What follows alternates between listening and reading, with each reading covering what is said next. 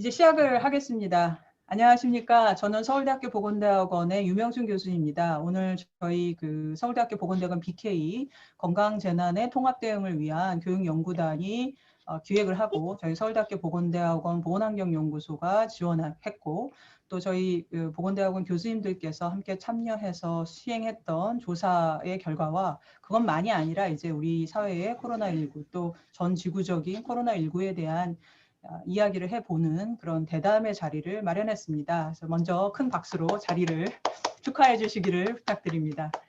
예, 소리 없는 박수지만 마음으로 크게 큰 소리로 받았습니다.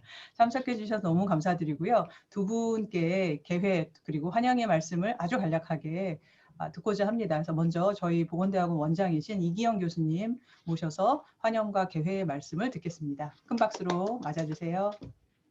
네, 안녕하세요.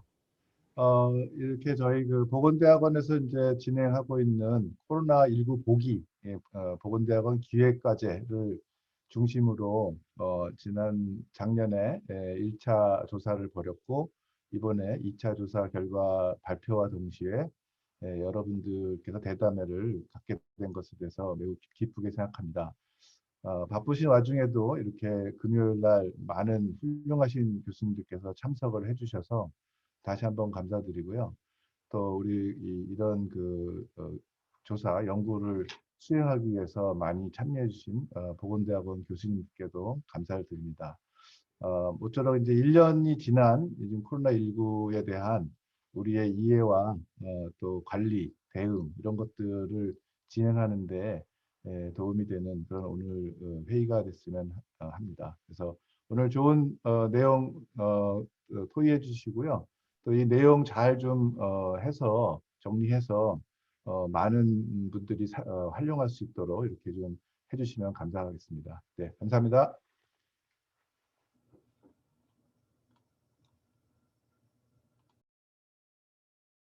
교수님 마이크. 예. 원장님 너무 감사드립니다. 사실 보건대학원에서 지원해 주시지 않았다면 조사 자체가 어려웠을 텐데 게다가 동일응답자 조사라고 하는 게 훨씬 품도 들고 여러 리소스가 좀 필요한 일이었는데 감사히 시행할 수 있었습니다. 다음으로는 저희 BK 단장이신 김호 교수님 말씀을 들어야 되는데 저희 BK가 너무 의욕적으로 일을 막 시작하다 보니 같은 날 같은 시간에 여러 가지 프로그램들이 겹쳐버린 겁니다. 그래서 깜짝 놀라신 우리 단장님께서 이제 일단은 녹음으로 그리고 이따 10분의 마지막 세션 발표도 있으시기 때문에 이제 먼저 음성과 화면을 녹화해서 보내주셔서 3분 정도로 짧기 때문에 함께 좀 봐주셨으면 합니다. 조교님 부탁드릴게요. 네, 안녕하십니까. 서울대학교 보건대학원 BK21 건강재난 통합대응을 위한 교육연구단 단장을 맡고 있는 김호우입니다. 예, 오늘 이 대담회에 참석해 주신 모든 분들께 감사드리고 특히 오늘 발표를 해주실 서울대학교 교수님들께 감사의 말씀을 드립니다. 무엇보다도 오늘 행사를 기획하시고 진행해 주신 유명순 교수님께 특별히 감사의 말씀을 드립니다. 저희 BK 교육연구단이 지난 학기에 한 학기를 지내고 이제 3월부터 이제 2차년도 새롭게 출발을 합니다.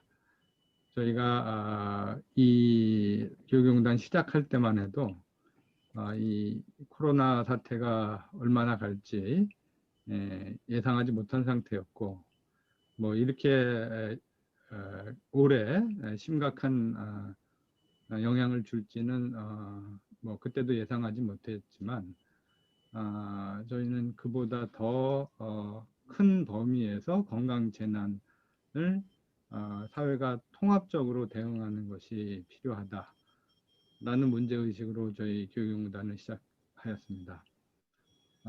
그런데 이 코로나 사태가 너무나도 큰 영향을 주기 때문에 단기적으로는 이 코로나 연구에 집중해야 되지 않을까 싶습니다.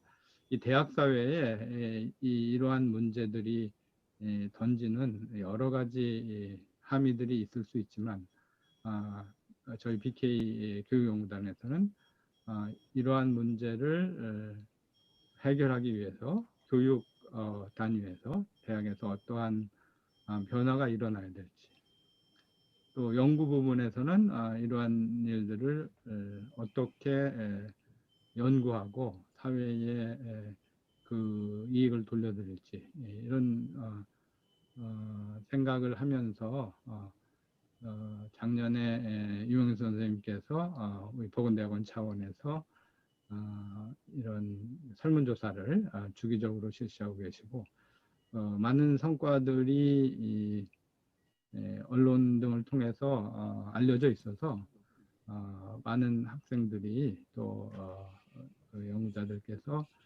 문의를 주시고 연구가 잘 진행되는 것으로 알고 있습니다. 이러한 그 설문조사의 내용들을 다양한 식견을 가지신 학자들과 의견을 나누면서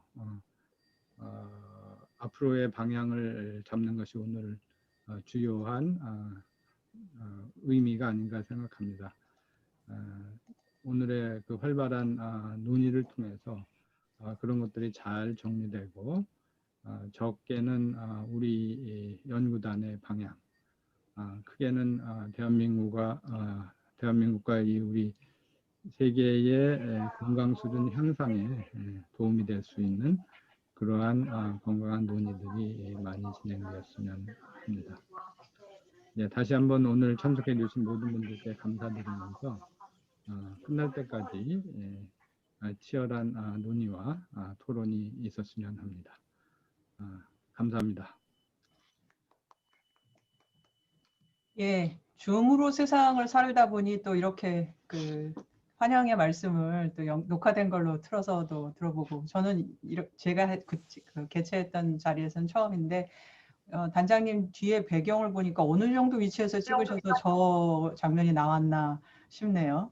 어딘지 대충 알 것도 같고 계약 느낌도 좀 나는 것 같고 그렇습니다. 그래서 두 분의 말씀을 잘 들었고요. 이제부터 본격적으로 대담회를 시작해 보겠습니다.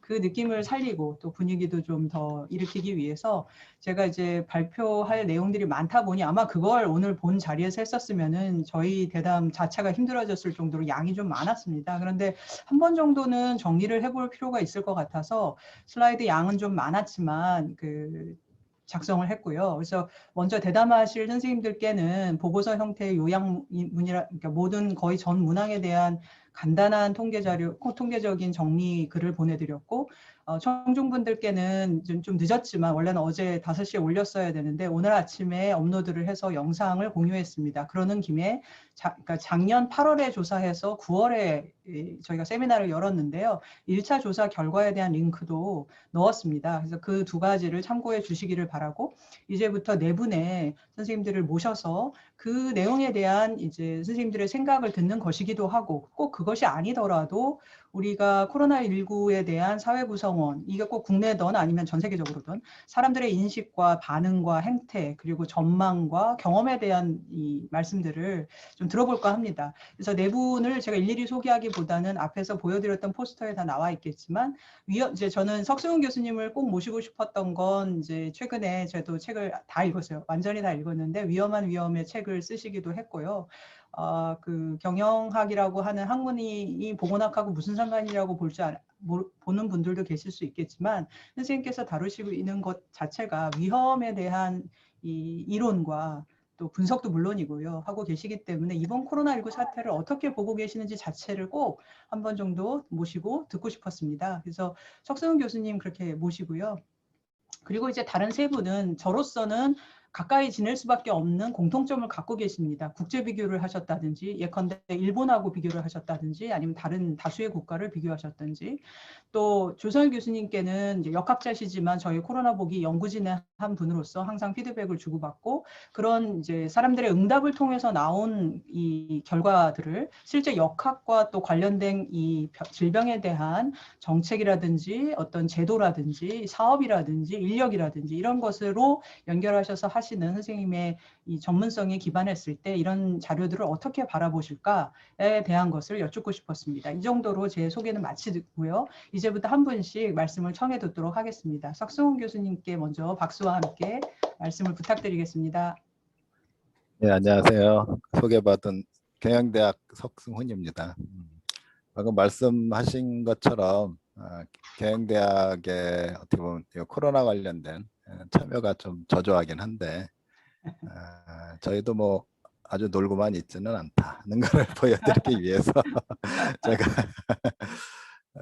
그러니까 저를 어여쁘게 봐주셔서 제가 이제 여기 한 말씀 드리게 됐습니다. 그래서 한 10분씩 시간이 있어서 제가 제가 전문성이 꼭 저 코로나에 대해서 있는 건 아니고 좀 일반적인 얘기 위주로 말씀을 드릴 것 같아요.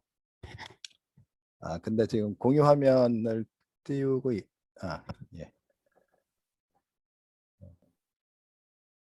예, 그 두 번째 페이지로 넘어가겠습니다. 그래서 제가 이제 크게 어떻게 들어보시면 사실상 일반적인 얘기일 수 있는데 이제 세 가지 꼭지에 대해서 빨리빨리 이 얘기를 드리도록 하겠습니다. 그래서 첫 번째 꼭지는 이제 위험의 개념에 대한 건데요. 이미 뭐 다 아시겠지만, 근데 이제 경영이나 경제학에서는 사실 잘 모를 수도 있는데, 왜냐하면 이쪽에서는 위험을 주로 수학적인 확률로만 생각을 하기 때문에요.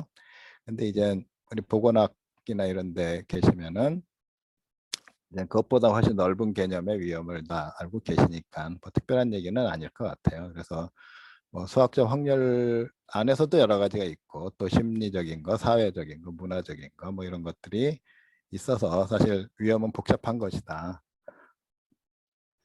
라는 얘기가 뭐 요거 이제 일반적인 거고, 그래서 그 다음 페이지로 넘겨주시면, 그래서 코로나19 같은 걸 보면 이제 요 코로나19가 위험이 진짜로 복잡한 것이다라고 하는 거를 실제로 보여주고 있다는 걸 제가 느꼈고요. 그래서 특히 이제 빈도는 낮고 심도가 높은, 그러니까 일어날 확률은 적지만 한번 일어났더니 피해가 크다, 이제 이런 종류의 위험이기 때문에 이런 거에 대해서는 사람들이 갖고 있는 지식이 없고 그래서 굉장히 불확실하기 때문에 단순한 확률, 수학적 확률로는 이해될 수 없다, 이런 것이죠. 그래서 그 밑쪽에 보시면은 제가 보라색인가요? 약간 그걸로 써놓은 거는 지금 이번 그 조사하신 그 설문조사하신 거에 관련된 항목들을 제가 보라색으로 써놓은 게 되겠습니다. 그래서 그 항목들을 보시면 코로나19의 위험에 대한 진짜 다각적인 관련성, 다각적인 인식이라고 해야 되나요? 그런 것들을 볼 수 있고, 제가 좀 재밌게 봤던 것은 이제 세 번째 거기 감염 심리로 제가 해놓은 거 보시면 감염에, 그러니까 이 코로나에 걸린 귀책 사유가 어떻게 되는가 뭐 이런 질문이었죠. 그랬을 때 확진자 자신의 잘못이다 라고 하는 것도 꽤 이제 커지거나 이제 많거나 이제 이랬는데, 또 다른 한편으로는 아무리 조심해도 걸릴 건 걸린다라는 운명론적인 대답도 이제 꽤 있었던 걸로 생각이 돼요. 그래서 생각해보면 두 가지는 서로 모순되는 것인데 이게 왜 이랬을까? 첫 번째는 이제 확률이라는 게 복잡하다는 것도 되고, 모순의 이유를 그냥 한번 생각해 봤어요. 그랬더니 일종의 내로남불 같은 것 같아요. 그래서 남이 걸릴 때는 너 때문이고 내가 걸린 건 운명이다, 뭐 이런 식이니까 이게 단순한 확률로 위험을 생각하지는 않는 것 같다, 뭐 이런 게 있고요. 그리고 이제 그거랑 좀 비슷하게 그 마지막 네 번째 제가 해놓은 것도 보면, 그 사회적 위험 인식에 대한 그 설문조사의 답을 보면 작년 8월 대비해서 올해 2월 달이 더 안전한 것처럼 사람들이 느낀다는 그런 결과가 있는데, 사실 확진자 수나 이런 걸 보면은 이번 2월이 더 많았죠. 그래서 이것도 단순히 확률만 가지고는 위험을 인식하는 게 아니구나라고 하는 그 확률의 그 위험의 복잡성에 대해서 저희가 이제 느낄 수 있었다, 이런 것이고요. 이제 그 다음 페이지로 가시면 두 번째 꼭지로 제가 이제 사회 안전망이라고 하는 꼭지. 그래서 이제 다들 아시는 것처럼 기존의 사회보험, 지금 있는 사회보험은 이제 노동시장 중심, 시장 중심의 이제 사회보험이죠. 근데 이제 그런 사회보험이 시장을 중심으로 이루어지고 있다. 그래서 제, 제 목소리가 갑자기 울리는데, 예, 그래서 근데 사회보험이 이제 시장 중심으로 돼 있는데 원래 사회보험의 정신은 사회적 연대이기 때문에 이 시장이 지향하는 거 이제 개인 위주죠. 개인주의랑 사회적 연대라고 하는 두 가지 이제 이 안에서 모순을 갖고 있다. 내재적 모순을 갖고 있는데 이제 이번 코로나의 경우에 이제 내재적 모순이 드러나거나 이제 그 갈등이 이제 눈에 보이게 되는 그런 것이 아닌가 이제 생각을 하고요. 그래서 이제 기존에 그럼 시장과 연대가 타협할 수 있다라고 하는 거는 우리가 이제 아담 스미스의 이제 보이지 않는 손이라든가 아니면 디룩게임의 유기적 연대, 그러니까 각자 자기의 이익을 최우선시했을 때 결과적으로 서로 사회적으로 필요로 하고 연대가 된다. 이제 이런 개념들로 이제 이해될 수 있었는데 이번 이제 코로나19 같은 경우가 이제 이 관계를 이제 끊어버린 것처럼 이제 보입니다. 그래서 다음 페이지 보시면 그래서 이제 그 코로나뿐이 아니라 이제 제가 괄호해 놓고 정보혁명, 그 4차 산업혁명이라 부르는 것도 이제 플러스 해놨는데 이제 좀 비슷한 것 같아서 이제 같이 넣어놨고요. 그래서 그런 그 기존의 그 시장과 그 사회적 연대의 어떤 그 연결성에 대한 취약성을 노출시킨 것이 아닌가 하는 것들을 그것도 역시 보라색으로 제가 적어놓은 그 분야에 있어서 이번 이제 설문조사의 결과로 이제 어느 정도 확인할 수 있고요. 그래서 이제 우리한테 주어진 거는 이제 새로운 사회 안전망을 설계해야 되니까 그럼 어떤 식으로 설계해야 될 것인가 뭐 이런 걸 생각을 해볼 수 있겠죠. 그랬을 때 이제 노동시장 중심에서 이제 그걸 탈시장의 시각이 필요한 것이고 시장을 탈피해서 좀 더 본질적이라 할 수 있는 이제 숨하고 삶이라고 써놨는데 숨이라고 하는 게 이제 살아있기 생명의 의미고요. 그래서 삶은 이제 살아가기. 그래서 살아있기와 살아가기라고 하는 좀 더 이제 본질적인 면의 중심을 이제 중심으로 생각을 해야 되지 않는가 이런 생각을 좀 했고요. 그래서 이제 코로나19에 대한 대응책도 사실 이 두 가지가 좀 다른 것 같아요. 그래서 방역이나 치료는 이제 소위 숨에 관계된 거라면 재난지원금 같은 건 이제 삶에 대한 건데 그래서 그 과정에서 기본소득 논의가 이제 자연스럽게 나온다. 그래서 기본소득은 기본적으로 탈노동, 탈시장적인 아이디어고 삶에 대한 아이디어다. 그래서 이게 이제 지난주에 또 이 기본소득에 대한 그 사회에 대해서 이제 그 컨퍼런스가 있었는데요. 거기 보시면 이제 보통 이제 기본소득은 현금으로 주느냐 서비스로 주느냐 이제 이런 것들 흐름에 대한 얘기들 주로 하셨던 것 같은데 저는 이제 뭐 흐름은 흐름이지만 그 밑에 어떤 자본이라고 하는 개념을 공유한다 이런 개념도 같이 이제 생각을 해보면 좋을 것 같다 이제 생각을 했습니다. 그래서 보통 이제 피에르 브리드의 그 자본 개념들이 있죠. 그래서 경제, 문화, 사회, 상징 자본 등등 이렇게 있는데 거기에 이제 안전 자본이라고 하는 걸 추가를 해서 안전 자본을 사회 구성원들이 공유해서 어떻게 나누는 것인가. 그래서 그런 것들이 단순히 이제 현금을 나눠주는 기본소득 아이디어 외에도 그런 것들도 생각해 볼 수 있지 않은가 이렇게 생각을 했습니다.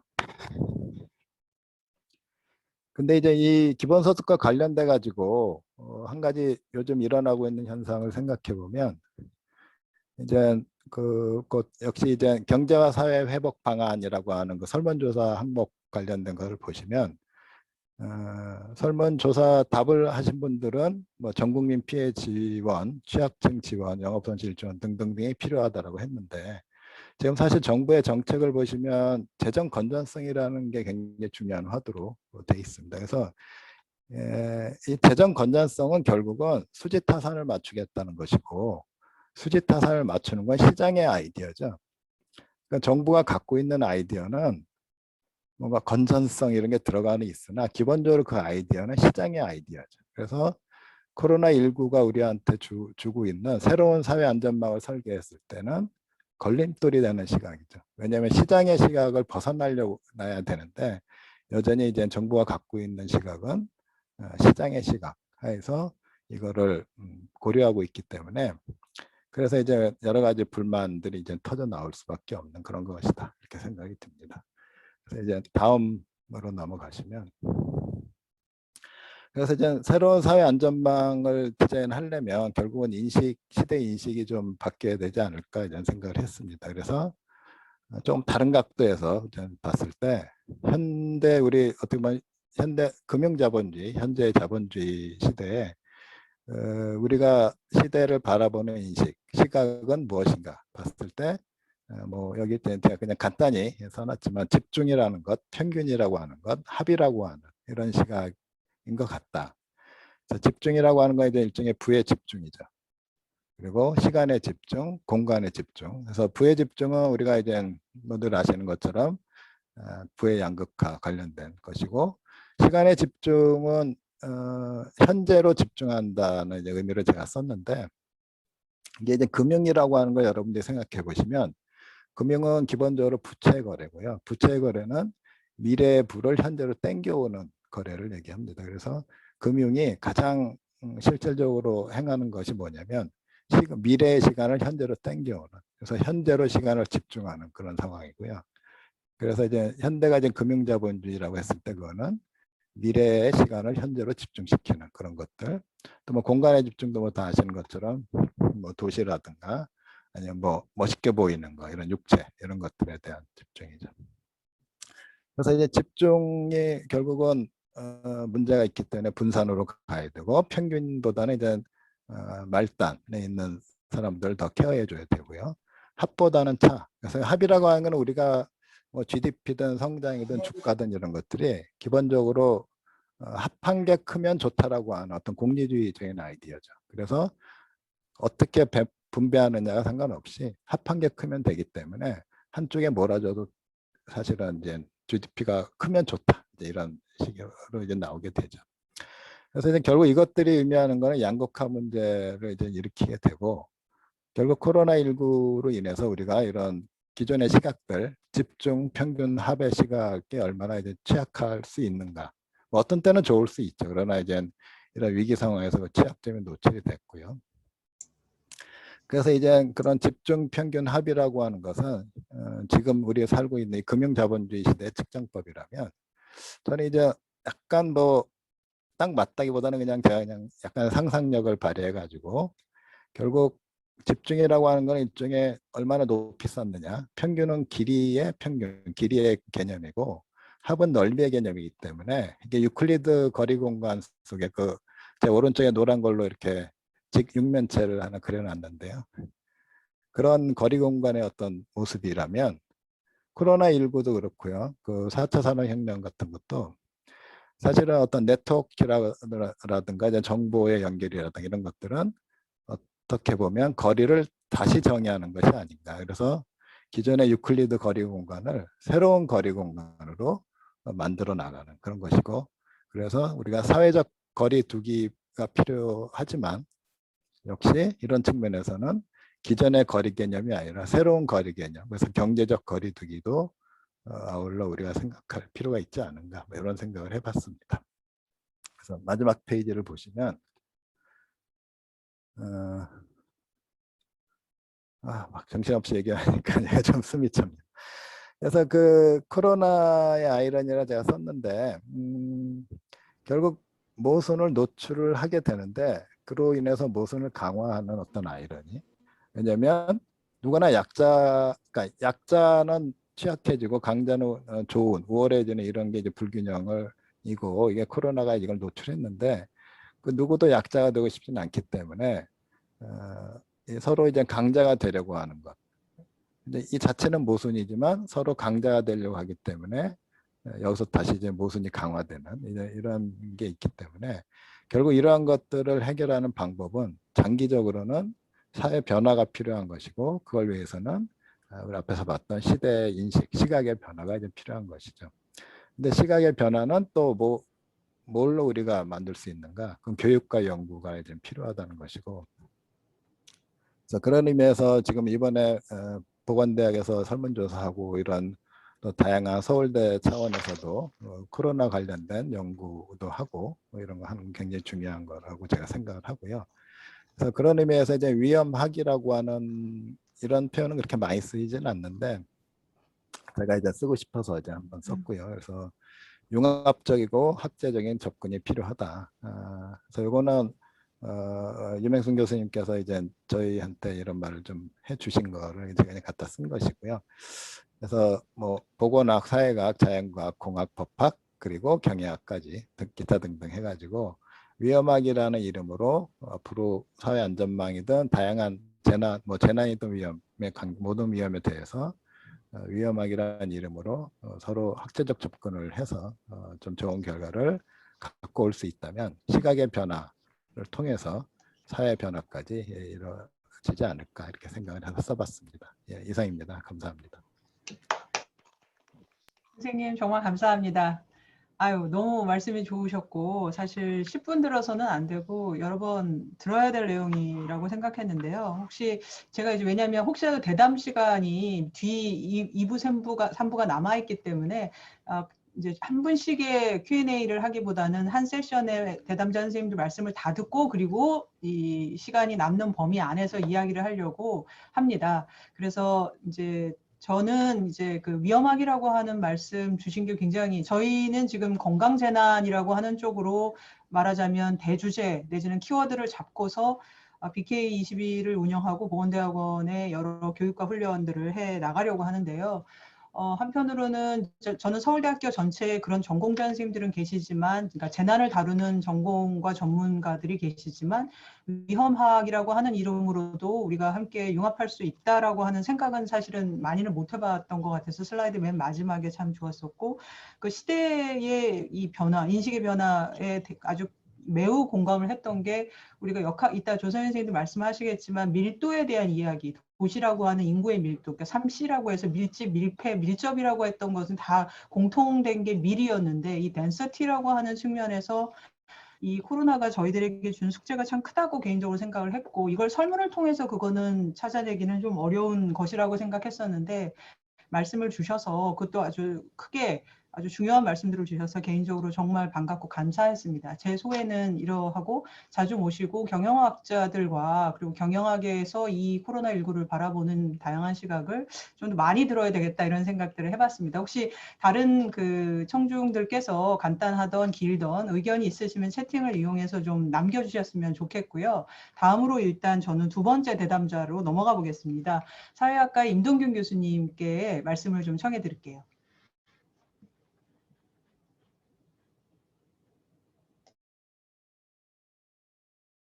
다시 봐도 제목이 끝까지 역시 예, 선생님 말씀하시죠.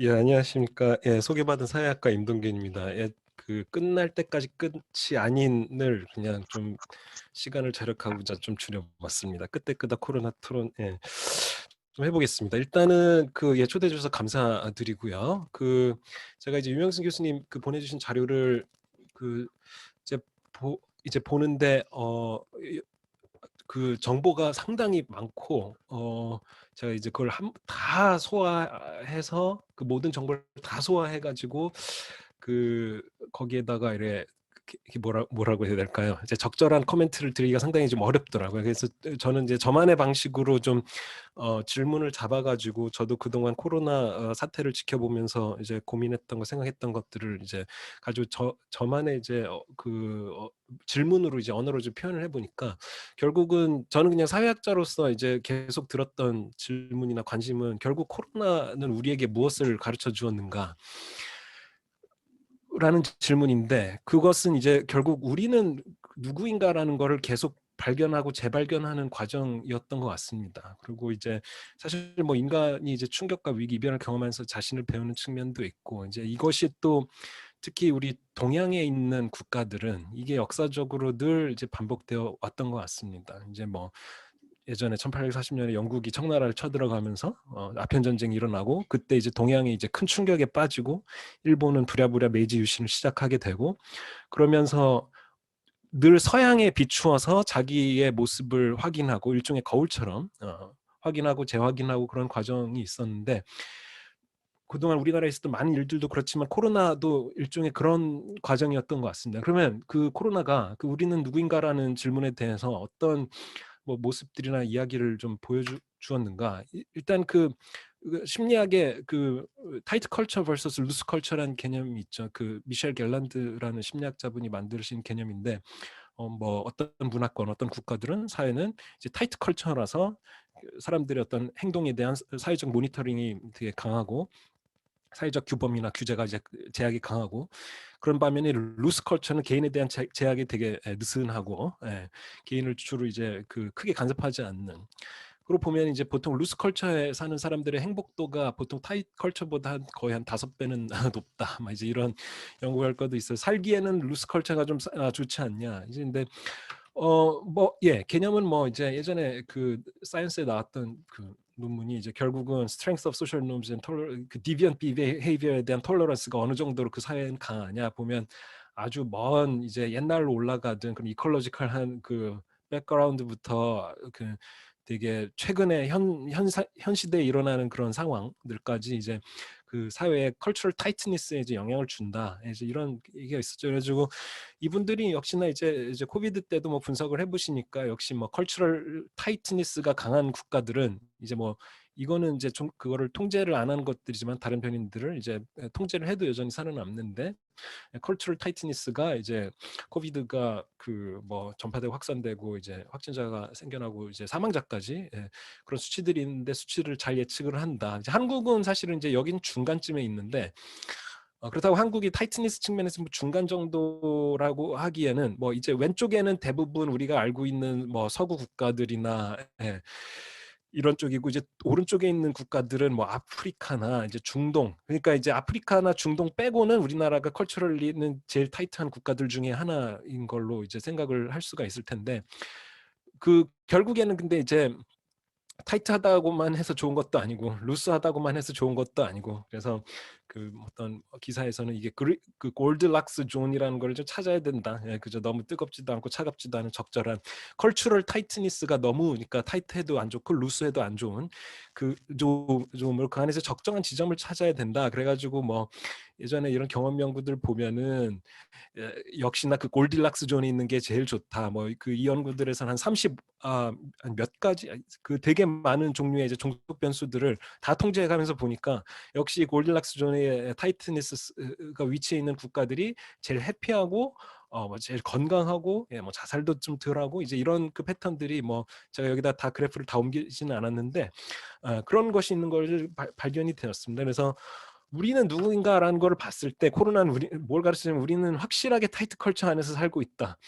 엄격한 그 질병의 확산에 있어서 엄격한 통제, 어떤 사회적 거리두기나 이런 거에 있어서 확실한 정책 실행과 그 사람들이 그런 정부 정책에 대해서 비교적 이제 잘 따라하는 거 그리고 이제 임용 선생님 결과에도 나오지만 이제 감염에 대한 어떤 걱정, 스트레스 그걸 어기는 사람들에 대한 처벌 의사 상당한 타이트 컬처 안에서 살고 있다 이런 게 이제 다시 한번 이게 보통 일반적으로는 이제 해외랑 뭐를 직접적으로 비교하기 힘든 경우가 많은데 코로나 상황은 그걸 직접적으로 비교할 수 있는 이제 그것이 되었던 거죠. 하지만 이제 타이트함이라는 게 항상 좋은 것일 수는 없고 뭐 코로나 상황에서는 이런 타이트함이 뭐 어느 정도는 필요하겠지만은 루스한 부분도 필요한데 근데 저는 좀 그런 생각도 들었습니다. 이제 우리나라가 원래 그 전통적으로 상당히 타이트 컬처인데 코로나 기간 동안 나름대로의 약간 그 타이트 컬처가 가지고 올 수 있는 어떤 그 안 좋은 그 어떤 결과나 부작용에 대해서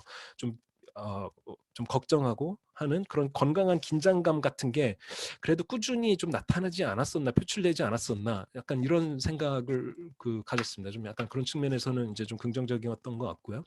개인주의 집단주의와 관련해 가지고는 뭐 우리나라는 뭐 집단주의니까 뭐 잘 모든 게 잘 이루어지고 사람들이 잘 따르고 했겠지. 근데 이제 뭐 집단주의 문화라고 해서 반드시 뭐 전염병 상황에서 좋은 상황은 나타나는 건 아니고요. 그래서 뭐 이스라엘 같은 경우나 아니면 뭐 해외에 저기 그 유태인 집단들이 많이 몰려 있는 곳은 코로나가 좀 많이 퍼지거든요. 그러니까 그런 집단주의적인 공동체주의적인 것이 반드시 이제 그 팬데믹을 방역에 있어서 좋은 것은 아닙니다. 이제 뭐 연구들 보면은 이제 뭐 여기 뭐 수직적 개인주의 이런 거는 사람들이 소셜 디스턴싱 하는 거를 좀 약간 낮추고 이제 컬렉티비즘이 뭐 이런 것들이 그 사회적 거리들을 두는 거를 좀 이제 더 활성화를 시키고 이런 문화적인 요인들이 있다. 그래서 근데 제가 이제 국내 서베이를 이제 한 두세 번 정도 했는데, 두 번 정도 뭐 이거 초점을 맞춘 거는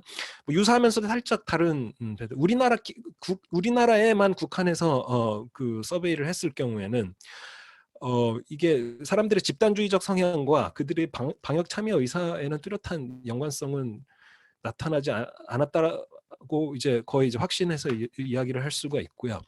개인주의 같은 경우에는 이제 5월달 같은 경우에는 좀 수평적 개인주의가 이제 한국 같은 경우에는 오히려 약간 개인들의 방역 참여를 오히려 좀 더 높이는 그 모습을 나타냈고 11월에는 그런 모습은 나타나지 않았는데 수직적 개인주의는 참여 정도를 약간 낮춘 것으로 아주 큰 차이는 아니지만 나타났습니다. 그래서 이제 개인주의라 하더라도 이게 좀 서로 다른 성격의 개인주의들이 섞여 있을 수 있다. 그다음에 좀 효과가 강하게 나온 게 지금 요건데요. 방역 참여에 있어서 그 시민성 문항들을 좀 제가 넣었는데 그 시민성 문항들 중에 그 시민적 의무감과 관련된 문항들을 좀 넣었습니다. 좋은 시민은 어떤 걸 해야 된다. 근데 그 중에는 이제 통상적으로 국제 서베이에서 사용되는 문항들을 넣은 건데 그 중에는 뭐 법을 잘 지켜야 된다, 뭐 탈세를 하지 말아야 된다, 뭐 이제 이런 것과 같은 좀 법이나 제도를 잘 지켜야 된다는 시민성 문항들이 있고 또 한편으로는 한 4개인가 5개 정도가 이제 뭐 어려운 사람을 도와야 된다. 그리고 뭐 조금 비싸더라도 뭐 윤리적인 상품을 구매를 해야 된다. 어디에 뭐 시민 사회 단체나 이런 거에 열심히 참여해야 된다. 뭐 이제 이런 것들이 있습니다. 그거를 뭐 점수화해가지고 보면은 5월 달에는 이제 코로나 비교적 한 초중반이었죠. 이때는 법제도 시민성이 높은 사람들이 참여를 가장 열심히 하는 걸로 나타났습니다. 우리가 지금 이제 새로 닥친 이런 상황에 대해서 대응할 때 이제 이런 걸 잘 지켜야 된다라고 생각. 근데 이제 11월에는 법제도 시민성은 전혀 유의하지 않게 나왔고 그 연대와 관련된 그 문항들 있지 않습니까? 그것과 관련돼서 좀 높은 점수를 체크를 하신 분들이 그 방역에 열심히 참여한 것으로 나타났습니다. 그리고 이제 일각에서 이제 얘기하는 이제 한국인들은 이제 본인의 어떻게 보면 개인주의가 부족해서 개인주의라고 하는 이 서구적인 훌륭한 덕성이 부족해서 그냥 시킨 대로 다 따라한다. 이제 이렇게 이런 지적 하시는 분들도 있는데 이제 시민적 권리 의식은 높아도 전혀 방역 참여 정도에 영향을 미치지 않는 것으로 국내에서 나타났고 일본에서는 유의하게 나타났습니다. 즉 뭐냐면 시민적 권리 의식이 높은 사람은 방역에 덜 열심히 참여하는 것으로 이런 식으로 나타났습니다. 개인적으로 사실 이거 개인적으로 그냥 가장 흥미로웠던 거는 이거였거든요. 제가 이제 다른 많은 여러 가지 변수들을 다 통제를 한 후에 이거 7개를 뭐 한꺼번에 넣어보기도 하고 각각 하나씩 넣어보기도 하고 그랬는데 뭐 결과는 거의 똑같았는데 어떤 이유가 가장 방역 참여 정도를 개인에 잘 예측할까? 여러분들 이제 한번 맞춰보실 수도 있을 텐데 뭐 감염되지 않기 위해 내가 아니면 주변 사람에게 퍼뜨리진 걸 막기 아니면 우리 나라를 위해서 뭐 심리적 안정을 얻기 위해 뭐 딴 사람들도 다 하니까 아니면 눈총을 맞기 때문에 정부에서 이렇게 하는 이제 뭐 어떤 서구적인 시각이나 아니면 국내에서 좀 약간 회의적으로 생각하는 사람은 우리나라는 너무 이제 눈치 문화라서 뭐 예를 들어서 5, 6, 7번 이런 게 이제 유의하게 나타날 것이라고 생각할 텐데 여기서 이제 3번이 유의하게 3번이 한 뭐 그 p-value 수준에서는 뭐 0.01 정도 미만 수준으로 이제 나타났고 나머지는 유의하게 나타나지 않습니다. 이것도 좀 비교적 이제 좀 시사적이라고 좀 생각이 들었습니다. 그래서 무엇을 가르쳐 주었는가? 개인주의 집단주의에서 제가 방금 약간 좀 아름다운 결론으로 갈 뻔했거든요. 우리나라 사람들 얼마나 이렇게 훌륭한 백성들이냐. 그렇고 뭐 이런 연대적 시민성. 근데 사실은 이게 사실 한 스텝만 더 생각을 하면 우리나라 사람들이 다 이렇다는 게 아니라 우리나라 사람들 중에 연대적 시민성을 가진 사람들은 그나마 좀 잘 지키고 3번에 대해서 중요하게 생각하는 사람들은 좀 더 뭔가를 좀 더 열심히 하고 그렇다는 얘기거든요. 그 말은 뭐냐면은 그 사람들의 인식 속에 어떻게 보면은 우리가 가지고 있는 게 책임감 있는 나 자신, 그리고 내 주변은 좀 좋은 사람들, 그리고 책임감 없고 이렇게 방역 잘 참여하지 않고 코로나를 퍼뜨리는 그들, 약간 이런 인지적 구도가 좀 형성되어 있는 것은 아닐까. 이제 우리는 누구인가라는, 그러니까 즉 뭐냐면은 우리가 이제 뭐 내 집단 외 집단이라고 할 수도 있고, 아니면 사회적인 어떤 그 신뢰나 이런 거에 있어서 상당히 좀 팍팍한 사회적 분위기가 형성돼 있을 수도 있다. 이제 이런 게 좀 약간 어떻게 보면은 앞서 이런 것들의 결론이 우리나라 사람들이 훌륭하다. 물론 이제 그 훌륭한 측면도 있지만은 이런 좀 인지적 구도가 좀 형성되어 있지 않을까. 그래서 이제 무엇을, 저 시간 좀 초과되고 있어서 빨리 마무리하도록, 무엇을 가르쳐 주었나, 골디락스 존이라 할 수도 있고, 아니면은 이 우리의 동양의 중용의 정신이라고 할 수도 있는데, 한편으로는 타인에 대한 관심이 필요하다. 당연히 사회적 연대를 해야 되고, 약자들을 보호해야 되고, 사회적인 어떤 제도 정비와 복지 시스템 개선을 통해서 그들을 이제 보호해야 된다는 것은 당연한 거고, 근데 다른 한편으로는 타인에 대한 무관심이 필요하다. 예. 라는 건데, 이제 무관심이 필요하다라는 거는 이제 타이트 컬처의 압력을 낮춰야 된다라는 거죠. 예. 이제 뭐 코로나 기간에는 어쩔 수 없이 그 타이트니스가 올라간다고 하더라도, 이후에 우리가 한국 사람들의 사회적 삶에 있어서 외부로부터는 오는 압력이나 압박을 좀 낮출 필요가 있지 않느냐.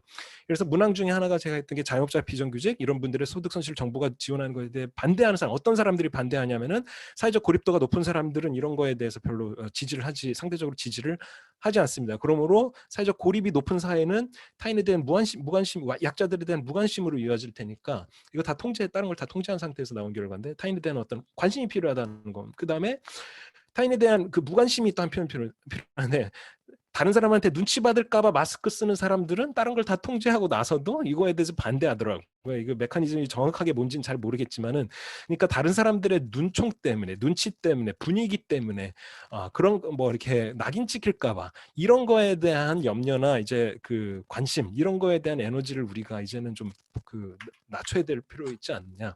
그래서 뭐 아까 말씀드린 약자나 공동체 웰빙에 대한 관심이 필요하다는 의미에서 타인에 대한 그런 관심이 필요한데, 다른 한편으로 우리 사회는 상당 부분 또 서로에 대한 무관심이 필요한 사회가 아니냐. 예. 누가 어디 광장에 나가서 무슨 페스티벌을 하고 뭘 하든 그냥 무관심하면 됩니다. 예. 타인의 시선이나 욕망이 끊임없이 나를 맞춰야 되고, 남을 타인의 기준들에 맞춰야 되고, 이런 것들을, 그래서 이게 종합해서 말하자면 무관심한 관심, 이런 게 우리가 앞으로 궁극적으로 가야 될 방향이 아니냐. 그러니까 도덕이나 시민성도 도덕적 개인주의와 어떤 자기실현적 시민성은 이제 국민윤리 배우면서 우리가 시민성을 갖춘 게 아니라, 내가 이런 시민성을 구현하고 싶어서 그런 걸 추구하면 내가 더 좋은 사람이 될 것 같기 때문에, 내 인생이 더 의미 있는 인생이 될 것 같기 때문에 추구하는, 어떻게 보면 개인주의에 기반한 어떤 도덕 시민성들입니다. 그래서 그런 거를 추구하고 이거는 이제 프린시플 베이스로, 이건 좀 시간이 관계상 좀 생략을 하도록 하겠습니다. 그리고 끊임없는 후회의 제도와 메르스를 기반으로 해서 상대적으로 코로나 때 우리가 더 잘 대응했던 것처럼, 이게 바버라는 이제 정착자가 얘기한 건데, 민주주의라는 무엇인가 후회를 계속 제도화하는 것이다.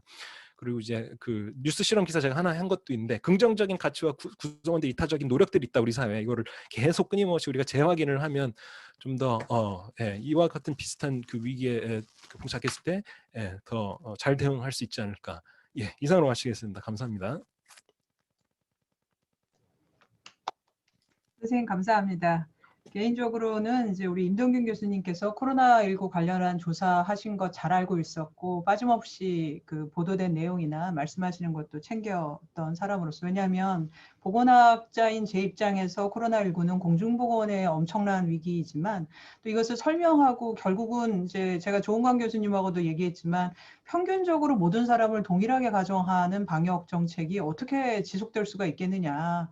이거를 위해서 우리가 이제 해석을 하고 제안을 해야 되는 많은 주제 중에 우리가 우리한테 뭘 껴맞추거나 외국의 기준에 맞춰서 우리를 평가하는 식의 걸 좀 벗어나서, 한국이 해냈거나 아니면 부족했거나 바뀌어야 되거나 이런 거를 시민성이라든지 연대성이라든지 이런 걸 가지고 이야기해 주지 않으면 안 될 것 같다라고 생각해 왔었고, 그런 점에서 임 교수님께서 이 주제를 계속 천착해 주시고, 저희 보건학자들이 하는 코로나19 연구와 함께 혹은 또 다른 각도에서 사회학적 연구를 잘 발전시켜 주시기를 바라는 마음이 워낙 컸기 때문에 같이 잘해보자 이런 마음도 있고 오늘 좀 모셔서 분명히 저나 이제 저라는 개인 보건학자 혹은 저희 연구진의 주되게 다루는 내용과는 좀 다른 또 다름으로써 더 서로 상생할 수 있는 그런 내용을 좀 듣고 싶었어요. 그런 점에서 후회 제도화라는 말이 이제 저 같은 사람은 위기관리에서 학습과 변화라고 하는 식으로 다뤄왔던 내용하고도 맥이 좀 닿는 것 같고 굉장히 의미가 있는 말인 것 같은데 저는 깊이 있는 이해는 부족해서 나중에 좀 참고를 하고 공부를 해봐야겠다라는 생각이 들고 건강에 특히 공중보건의 위기 속에서 시민성이라고 하는 게 뭐고 어떻게 파악할 수 있고 어떤 영향을 기대할 수 있는지를 이번에는 이제 마스크 쓰기를 예로 해서 보여주셨는데 저는 개인적으로 마스크 쓰기보다는 이제 이번에 결과 내셨으니까 거리두기 같은 부분에는 어떻게 나타날까 다를 거라는 생각이 좀 들어서 그런 부분들 연구도 계속해 주셨으면 하는 그런 청을 드려봅니다. 나중에 저희 그 코로나 보기 연구를 위한 조언도 더 깨알같이 많이 주실 것이라 생각을 하고 계속 그 교류를 하면서 연구 결과 비교도 하고 같이 함의도 찾아보고 그럴 수 있었으면 좋겠습니다. 오늘 정말 감사드립니다. 다른 선생님들도 혹시 그 밑에다 계속 채팅 좀 남겨주시고요. 시간이 조금 지났긴 했지만 다음으로 저희 연구진이신 조성일 교수님께 역학자로서의 이 조사 결과의 함의 혹은 선생님의 평상시 코로나19와 관련된 우리 사회 구성원의 인식과 정서, 행태에 대한 견해를 청해서 들어보겠습니다. 네, 안녕하세요. 네. 행사를 준비하시느라고 수고 많으셨고 또 그동안 또 앞으로 계속해서 이 조사를 상당한 이제 노력을 통해서 하시느라고 너무 수고가 많으셨습니다. 저는 일단 화면 공유하면서 하고서 말씀을 좀 더 계속 드리겠습니다. 사실 오늘 짧게라도 그동안 이제 유명수 교수님 조사 결과를 짧게 요약을 해주실 줄 알았는데 아예 동영상으로 완전 대체하시고 아예 요약을 안 해주셔서 혹시 이 동영상을 못 보고 참여하시는 분들을 위해서 나중에라도 뭐 세 줄 요약 이런 게 있으시면 어떨까 하는 생각 들긴 드는데 저는 이제 사전에 자료를 미리 주셔서 좀 보면서 그 설문에 응답하시는 분들의 이 정서도 바로 이 제목, 오늘 제목과 참 비슷하지 않나 이런 생각을 좀 했습니다. 끝날 때까지 끝나지 않은, 그래서 그 지금 시기를 지나는 응답자들도 약간 이제 올해는 그래도 좀 달라지지 않을까 하는 기대가 있으면서 또 한편으로는 이게 그렇게 쉽사리 끝나지는 않을 것 같다라는 우려와 기대와 걱정이 섞여 있으면서도 그래도 좀 뭔가 작년보다는 달고 좀 더 정상 회복에 가깝지 않을까 하는 기대가 상당히 뚜렷하게 배어 있는 것을 이제 볼 수가 있었습니다. 사실 그동안에 이 전파 관련해서 가장 많이 이 얘기를 했던 게 이제 밀접 접촉인데 밀접 접촉을 통해서 전파가 되기 때문에 이 밀접 접촉을 막기 위해서 거리를 두자. 그래서 사회적 거리두기를 대대적으로 이제 실천을 하고 약간은 이제 강한 그런 실행도 하고 그러면서 사실은 굉장히 어떤 면에서는 참 놀라운 측면도 있는데 그래봐야 딱 2m 멀어질 뿐인데 이렇게까지 영향이 컸었던 것인가, 큰 것인가 라는 생각을 다시 하게 되기도 하는데 결국 그동안에 우리 사회의 사회경제 생활이 밀접 접촉에 기반한 사회경제 생활이었구나 라는 걸 아주 절감하게 되는, 그게 너무나 이제 당연하게 많은 분들이 생각하시기도 하지만 사실은 그 밀접 접촉에 기반한 사회경제 생활이 꼭 가장 이상적인 것인가를 좀 되돌아보게도 하는 그런 측면도 있지 않을까 저는 생각을 합니다. 지금 이렇게 거리를 두면서 여기 제 그림은 아주 이론적으로 정확한 그림은 아니지만 좀 생각을 쉽게 하기 위해서 약간 이제 거리를 두면서 결국 그걸 메꿀 수 있었던, 약간 이제 메꿀기를 원했던 부분은 이제 정보통신 기술을 상당히 활용을 해서 최대한 메꿀 수 있지 않을까. 또 이 방역 당국의 캠페인은 마음은 더 가까이, 그래서 이 마음을 더 가까이 하고 또 이런 기술적인 측면을 보완을 하면서 밀접 접촉에 기반한 사회경제 생활이 거리를 둠으로써 얻어지는 타격을 보완할 수 있는 그런 어떤 대안이 있지 않을까라고 많은 이제 희망을 하고 노력을 했으나 사실은 이제 역부족인 측면이 확실히 있었던 걸로 생각이 듭니다. 올해는 사실 백신이 지금 가장 중요한 화두인데, 백신이라는 거는 어떻게 보면 이제 저는 일정한 정도 면역학적 거리두기의 측면이 있다 이런 생각을 하기도 하는데, 결국 중간에 이 면역이 있는 사람이 중간에 다리를 놓음으로써 일상적인 사회경제 생활은 똑같이 하지만 사람들은 실질적으로 거리를 둘 수 있는 그런 역할을 하는 거라고 생각을 하는데, 그 면역도가 일정한 수준을 넘어서면은 사실은 일부 어떤 감수성 또는 이제 감염 위험이 있는 분들을 면역이 있는 분들이 다 둘러싸서 보호를 하게 되는 집단 면역 상태에 다다르고, 그렇게 되면 이제 유행이 사실상 거의 사라질 거다 이렇게 기대를 하고 있습니다. 그렇지만 거기에 대해서도 사실은 아직 걱정도 많이 남아 있는 상태입니다. 과연 그것이 가능할까? 너무 낙관하지는 않는 게 좋겠다. 지금 하고 있는 여러 가지 방역 조치들은 쉽사리 놓지 말고 충분히 같이 가져가면서 정말 분명한 증거를 확인할 수 있을 때 차츰 완화하는 게 좋겠다라는 우려도 분명히 있습니다. 그런데 사실은 작년 팬데믹으로 진행이 되면서 사실은 이제 앞으로 전망에 대해서 지금 완전히 원상으로 회복되지 않을 거다라는 얘기가 사실 굉장히 많았습니다. 그래서 뉴 노멀이라는 키워드가 많았고, 또 새로운 일상이라는 용어로 해서 그 새로운 일상이 사회적 거리두기 단계뿐 아니라 코로나가 지나가도 사실은 다음에 어떤 감염병이 또 어떻게 올지 모르는 그런 측면을 다시금 깨닫게 되는 이제 그런 측면이 있어서, 사실 어떻게 보면은 그동안에 한 측면으로 보면 밀접 접촉에 기반한 사회경제 생활이지만, 또 다른 측면으로는 여러 가지 우리가 그동안 지속해왔던 사회경제 생활의 유형이 나름대로 상당히 급속하게 발전되어 왔던 사회경제 생활의 어떤 특성 중에 뭔가 내재적인 취약성이 있는 것이 아니었던가라는 것을 되짚어보게 하고, 그런 내재적인 취약성이 근본적으로 완화되고 극복되지 않는 한 이 코로나 위기 같은 이 위기는 금방 사라지지 않을 수도 있다. 그런 것이 바로 이 새로운 일상에 대한 깨달음이, 새로운 일상으로 결국은 가야 되는 게 아닐까 하는 깨달음이 아니었을까 생각하고, 그거는 결국 그동안에 우리가 한쪽으로 굉장히 발전되어 오면서 또 한쪽으로 자라나왔던 다른 내재적인 취약성들이 무엇이 있었는지를 되짚어보고 그 하나하나를 좀 더 보완하고 성장할 수 있게 하는 측면들을 찾아내는 것이 지금 끝나게 하는, 과연 그걸 끝이라고 해야 될지는 모르겠지만 새로운 단계로 가게 하는 가장 중요한 동력이 아닐까 이런 생각을 하게 됩니다.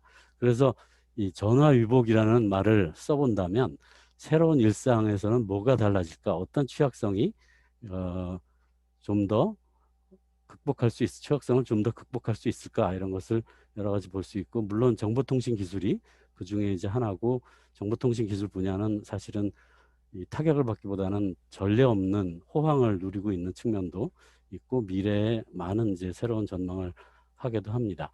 그래서 지금 임은수 교수님의 자료의 설문이나 이런 내용을 보면, 그 내용이 물론 이제 설문을 기획하면서 담은 내용이기는 하겠지만 여러 가지 그 키워드를 사실 많이 읽을 수가 있었습니다. 이 유발 하라리가 전부터 이제 데이터 관련된 얘기를 많이 하면서 지금 코로나 1년의 교훈에 대한 이제 글에서 여러 가지 전부터 하던 얘기와 새로운 얘기가 조금 있지만, 그중에 제가 기억이 제일 많이 남는 거는 코로나 문제는 정치가 문제다. 그 한마디가 사실은 제일 기억이 많이 남습니다. 정치라는 건 사실 정치인들을 원망한다고 되는 게 아니라 우리 모든 사람들이 같이 해야 되는 게 이제 정치인데, 그런 어떤 모든 시민들이 참여하는 정치를 우리가 어떻게 만들어 나갈 것인가, 이제 그 문제로 그 문제가 이제 크게 부각된 그런 가장 큰 취약성으로 부각됐던 측면이 있지 않았나 이런 생각을 하고, 이 응답의 여러 가지 키워드에서 담겨 있는 개념들을 제 나름대로 좀 보면 결국은 책임의 문제, 책임이 뭐 어느 한쪽으로 이렇다 저렇다라기보다는 아까 이제 비난의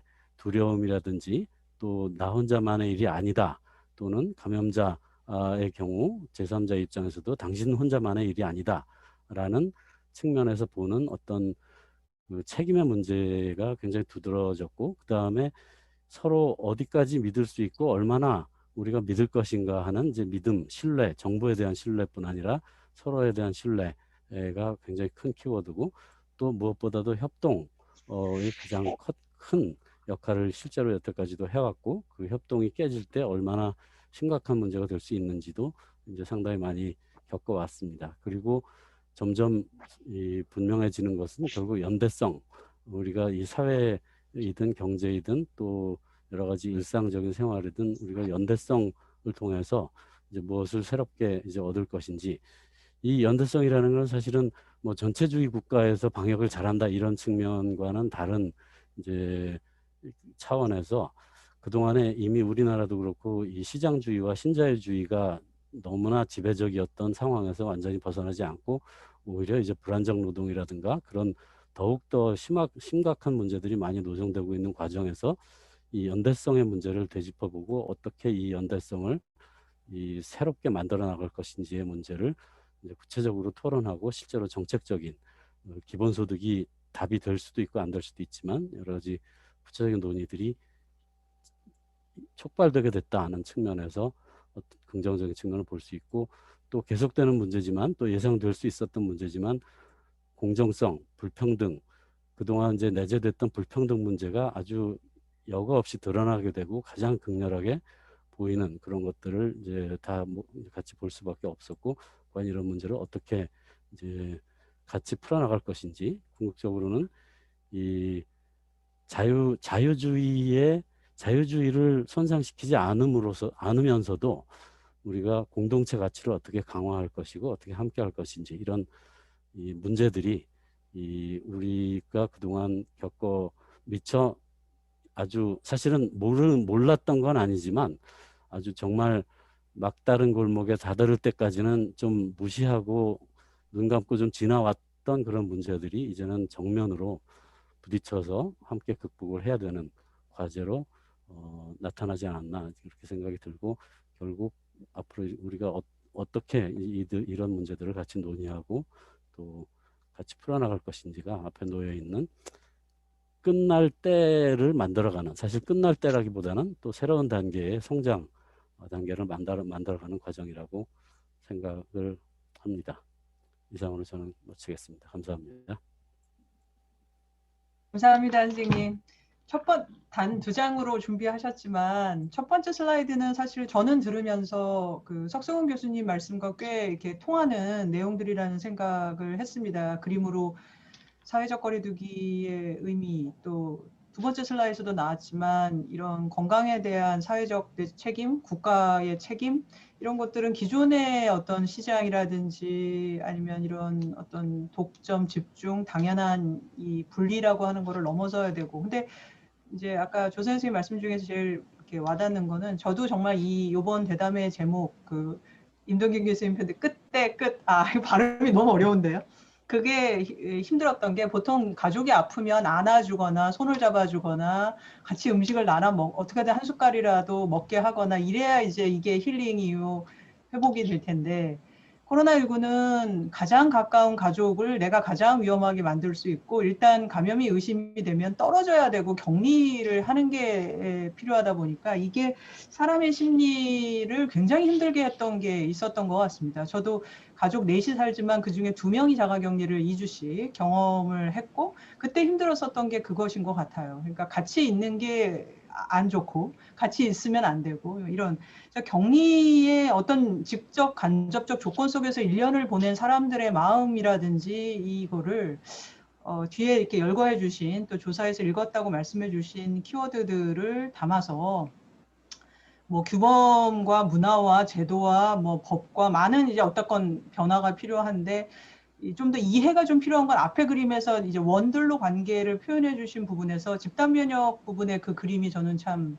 의미가 있는 것 같습니다. 가운데 파란 동그라미를 하얀 동그라미가 감싸주는, 이제 그 정서를 어떻게 잘 설득하고 할 거냐. 근데 그것만으로는 백신은 그때뿐일 것이고 그 이후에 그 밑에 맨 마지막에 원들로 보여주신, 그래서 정보통신을 비롯해서 여러 가지 정보와 통신과 기술과 지식과 혁신의 이런 에너지나 자원들이 그 구조를 어떻게 가능하게 할 수 있을 것인가. 이제 막연하게 이제 그렇게 생각은 하고 있었는데 같은 말씀을 주신 것 같아서 반갑고, 또 조사를 할 때 조사를 개발하는 사람들의 마음을 읽어주시고 국민들 마음에 어떻게 보면 좀 같은 편을 언급을 해주신 것 같아서 감사하게 생각을 하는데, 이제 저희들이 이제 그래서 뭘 어떻게 해야 될 것인가에 대한 고민이 이제 계속, 이제 저는 오늘 주제를 학기를 시작하는 교수, 연구자, 학생, 그리고 우리 학교로 예를 드는 주변의 실무와 우리 환경에 계시는 실무자 선생님들과의 대담의 자리로 마련하다 보니 반갑고 공감이 되면서 또 과제에 대한 부담도 커지는 것 같습니다.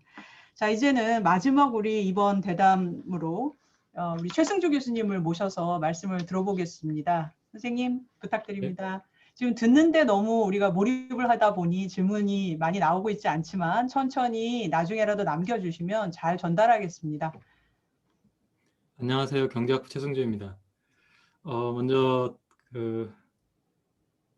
한 연구팀이 한 작년 초부터 시작해서 올해까지 10여 차례 이상 이렇게 인식 조사를 하고, 그리고 그 열정과 노력을 기울이는 데 있어서 상당히 신속하게 대응을 했고, 그 다음에 지속적으로 조사를 했고, 그 다음에 상당히 많은 주제들을 포괄적으로 조사를 하셨는데, 이게 물론 제가 이제 제한적인 지식을 가지고 있지만 전 세계를 봤을 때 이런 연구팀이 있었을까, 그리고 또한 이게 일개 개인 교수가 수행한 연구이기 때문에 그 노고와 성과에 대해서 일단 박수를 보내드리고 그 다음에 경의를 표합니다. 일단 제가 준비한 화면을 공유하고 이렇게 말씀을 드리면 잘 보이시나요? 네. 사실은 이제 유명순 교수님께서 이 대담에 참석해 달라고 요청을 하셨을 때 제가 무슨 이야기를 하는 게 좋을까 생각하다가 유 교수님께서 물론 이제 미국과 비교하는 그 결과들도 보여주시긴 하셨지만 주로 국내에서 한 10여 차례 이상의 인식 조사를 보여주셨습니다. 그래서 제가 작년에 운 좋게 해외 공동 연구진과 참여했던 2번의 연구가 있는데, 첫 번째 연구는 4월 셋째 주에 6개 나라에서 공동으로 수행했던 조사가 하나 있습니다. 그리고 작년 여름부터 가을까지 총 17개국에서 공동으로 공통의 설문을 가지고 또 참여를 했던 연구 결과가 있는데, 그 결과들과 유명순 교수님께서 이제 보여주셨던 많은 결과들 중에서 사실은 몇 가지가 겹치는 게 있어서, 근데 겹치지만 설문 문항은 같지는 않습니다. 그래서 그렇지만 이제 유명순 교수님의 결과를 염두에 두고 저희 연구에서 나왔던 이제 국제 비교를 해서 유 교수님의 결과들이 이제 국제 비교의 맥락에서 어떻게 포지셔닝 될 수 있는지를 간략하게 제가 몇 개의 꼭지를 가지고 좀 보여드리는 걸로 시작하도록 하겠습니다. 그래서 각 그 토픽에 대해서는 유 교수님 결과를 짧게 보여드리고 그 다음에 제가 했던 국제 결과를 보여드리도록 하겠습니다. 이거는 이제 처음에 이제 감염 가능성과 심각성 이야기를 하시면서 이제 한국에서는 이제 안정적으로 그러니까 시기별로 쭉 보면 자기가 감염이 그러니까 심각성을 가능성보다 훨씬 더 이제 높게 생각하는 패턴들이 나왔는데, 저희는 이제 이거를 확률 물론 정확하게 동일한 이제 설문 문항은 아니지만 저희가 이제 2가지를 하나 물어봤는데, 하나는 전체 인구에서 감염자의 한 몇 명 정도 되겠느냐라고 하는 문항이 하나 있었고, 2번째는 본인의 건강 상태를 고려했을 때 본인이 감염됐을 경우 사망할 확률이 어떻게 되느냐. 그래서 이 2번째 문항 같은 경우에는 약간 심각성과 관련된 있는 문항이 아닐까라고 생각을 하고요.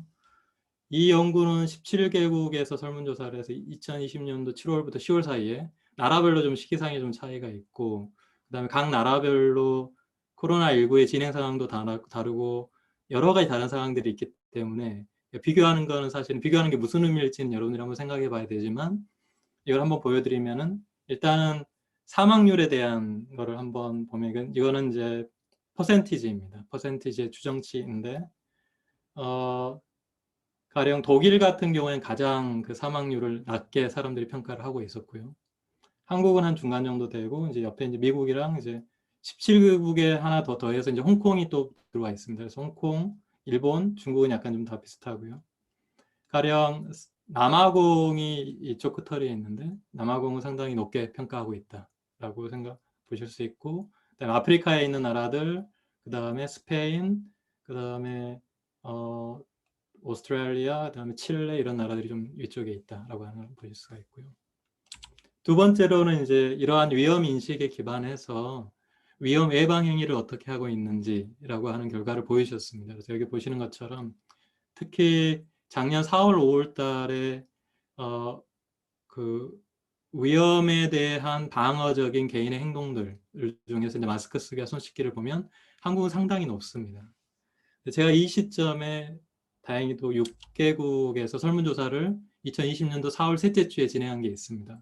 이 6개국은 중국, 일본, 한국, 이탈리아, 그다음에 영국, 미국이 있습니다. 그리고 개인의 위험 예방 행위와 관련해서 제가 4가지를 봤는데 마지막 2개가 마스크 착용, 그다음에 손 씻기이고, 그다음에 저희가 이제 이걸 물어볼 때 현재 이 시점에서 여러분들이 이 액티비티를 어느 정도로 하고 있습니까? 라고 하는 문항과, 그다음에 각 나라에서 코로나가 막 발발하기 시점에 그 당시에 본인은 이 행동들을 어느 정도 했었습니까? 그리고 마지막에 코로나19 이전에 정상적으로 살아가고 있었을 때는 어느 정도 했었습니까?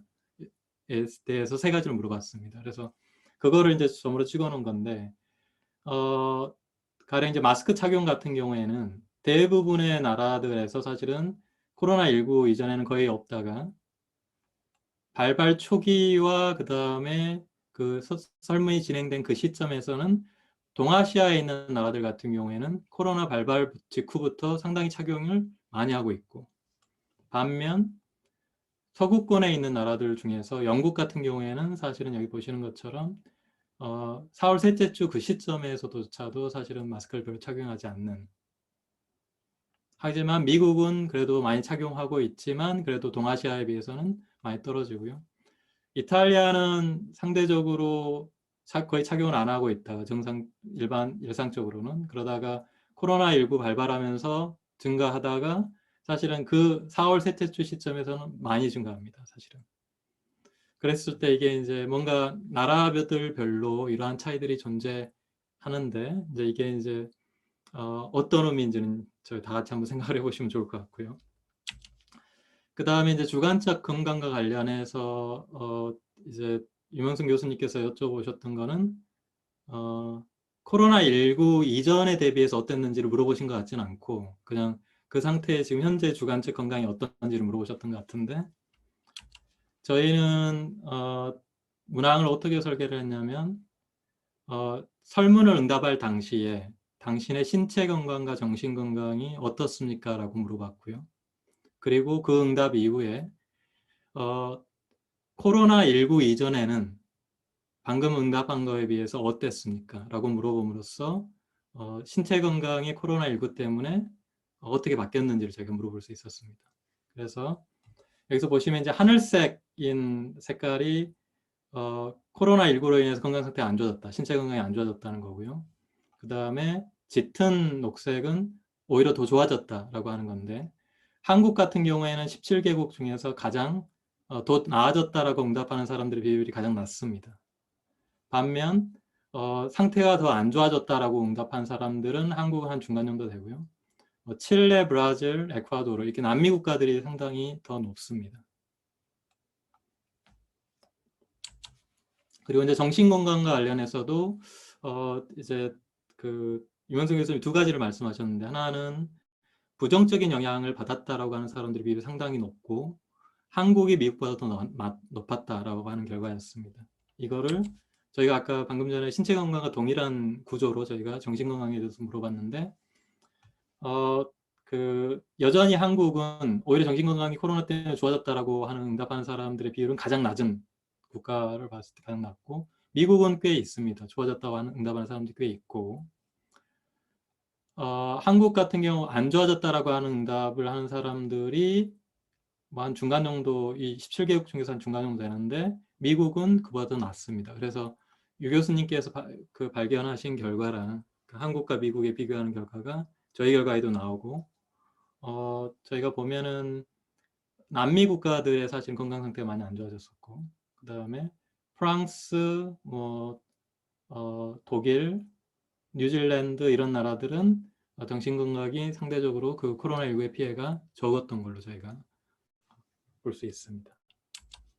그리고 마지막으로 이제 백신 접종 의향과 관련해서 이제 이렇게 이제 설문으로 조건문을 제시하시고 의향이 어떠신지를 봤는데, 한국의 백신 접종을 받고자 하는 사람들 비율 상당히 절대다수였고, 또 이거는 이제 미국보다 더 높았던 걸로 저희가 나왔습니다. 저희는 이 문항을 어떻게 했냐면 일종의 stated preference 혹은 stated choice 서베이처럼 디자인을 해서 다음과 같이 백신 A랑 백신 B가 있고, 백신을 안 맞았을 때는 어떤지에 대한 조건이 있는데, 그거를 감염 위험이 어떻게 바뀌고, 중증 발병 위험이 어떻게 바뀌고, 예상 효력 기간은 어떻고, 가벼운 부작용의 위험은 어떻고, 심각한 부작용의 위험은 어떻고, 그 다음에 인구 대비 백신 보급 비율은 어떤 상태고, 그 다음에 국제 여행 제한 면제 여부, 그 다음에 기다리는 기간은 어떻게 돼야 되고, 그 다음에 만약에 그 백신을 돈을 지불해야 되면 그 가격이 얼마였을 때, 이러한 조건들을 저희가 바꿔가면서 한 총 6번을 물어봤었고, 개인에 대해서. 그랬을 때 이제 사람들이 이 백신 A를 무료로 혹은 백신 A를 비용을 지불하거나, 백신 B를 무료로 백신 B를 비용을 지불하거나, 혹은 아예 그냥 백신을 맞지 않겠다라고 하는 5가지 선택 중에 하나를 선택하도록 했습니다. 이걸 총 6번을 문항에 대해서 이제 저희가 물어봤고요. 결과를 보면 일단은 이 짙은 청색을 짙은 녹색을 보시면, 이 짙은 녹색은 6개 총 문항 중에서 그 백신에 대한 조건이 바뀜에도 불구하고 나는 결코 백신을 맞지 않겠다라고 6번 다 응답했던 사람들의 비율을 우리가 anti-vaccination people로 정의를 하면, 정체 응답자 중에서 한국은 한 1.34%밖에 안 되고, 그래서 상당히 낮은 그룹이고요. 미국은 14.16%에 높고, 그 다음에 뭐 덴마크라든지 독일, 뭐 남아공, 영국, 프랑스 이런 나라들은 꽤 높습니다. 그래서 독시 백신에 대해서 맞지 않겠다라고 하는 사람들 비율이 상당히 높고, 그리고 이 6개의 문항에서 항상 뭐 백신의 종류는 바뀔 수 있겠지만, 항상 백신은 꼭 맞겠다라고 했던 사람들의 비율을 계산해 보면 한국은 가장 높은 그룹에 있습니다. 그리고 미국은 전체 응답자의 한 62.63%가 이렇게 해당이 되고, 한국은 85.29%가 해당이 되기 때문에 한 20% 이상의 차이가 있다라고 알 수 있고, 유럽 쪽에 있는 나라들이 사실은 항상 내가 백신을 맞겠다라고 하는 조건이 바뀌더라도 그 비율이 꽤 낮았던 걸로 얘기할 수가 있습니다. 마지막으로 이 백신 접종 의향을 사실은 이제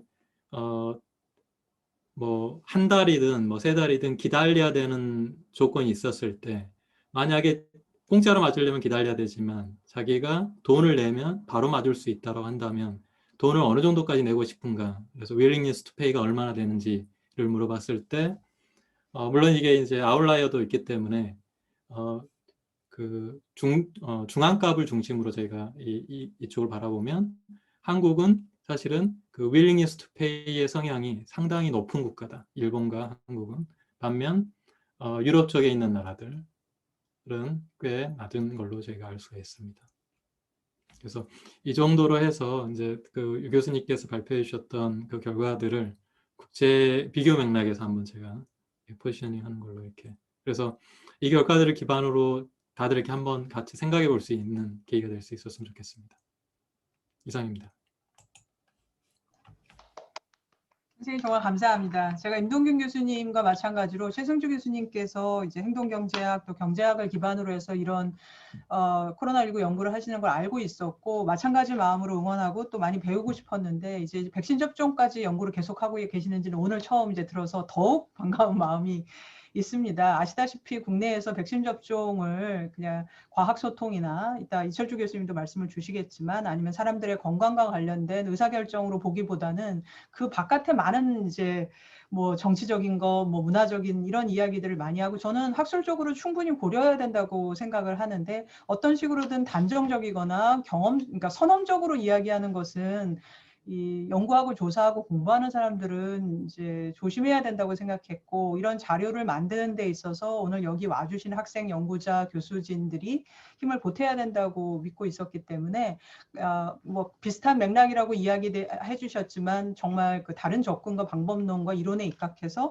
연구해 주시는 것이 너무 반갑고 또 아주 흥미롭습니다. 말씀처럼 맥이 통하는 것들이 있는 것 같아요. 그런데 이제 그렇게 되면 언제 다른 기회를 만들어서 그럼 이거를 무엇이 설명할 것인가 이런 차이를 설명하는 게 무엇일 것인가를 아까 임동균 교수님이나 또 석승훈 교수님께서 주신 말씀 또 다른 2부, 3부에서 이제부터 우리가 듣게 될 많은 내용들을 이렇게 경청하면서 아이디어와 또 해석의 실마리 같은 것들을 얻어갈 수 있다면 오늘 100명 넘게 이렇게 참여해 주시는 분들께 자리 만든 사람의 한 명으로서는 충분히 좋은 시간이겠다라고 할 수 있을 것 같습니다. 너무 감사드립니다. 시간이 생각보다는 조금 지났는데요. 그래도 이 네 분의 그 귀한 말씀에 다시 한번 큰 박수를 좀 보내주셨으면 좋겠고요.